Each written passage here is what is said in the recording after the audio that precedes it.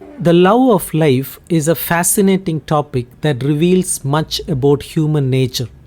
Many believe our desire to live comes from the happiness and enjoyment life offers.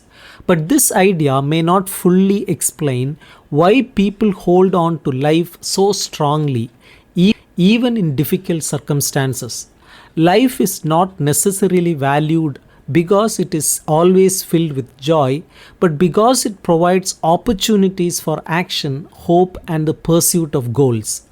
People from all walks of life, rich or poor, young or old, successful or struggling, share a common desire to continue living. This desire does not depend on their level of happiness.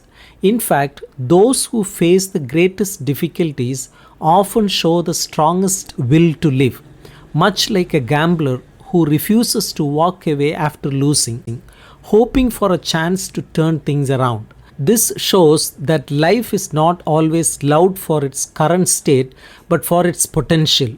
Life gives us the chance to dream, to hope for a better future, and to chase after something meaningful.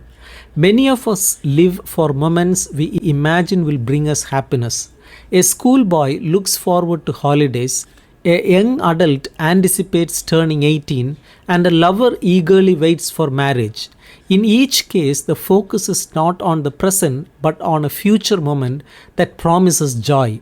Yet, this focus often leads us to overlook the time in between as we sacrifice the present in pursuit of distant goals.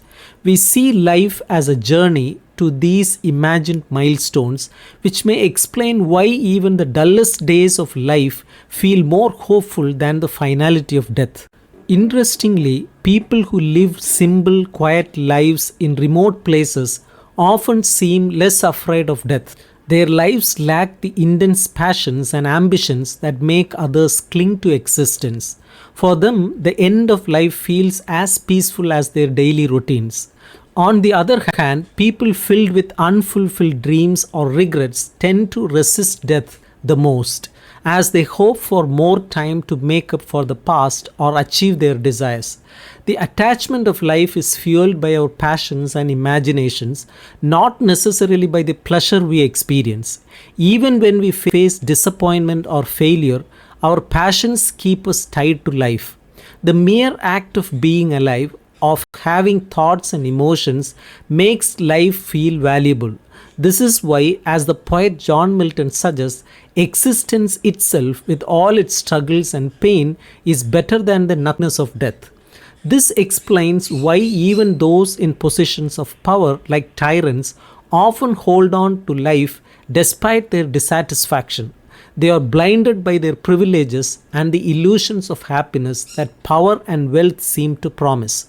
Similarly, people in all other walks of life, whether they are misers hoarding wealth, lovers pursuing affection, or exiles longing for home, rarely let go of life easily, even when their efforts bring more frustration than joy.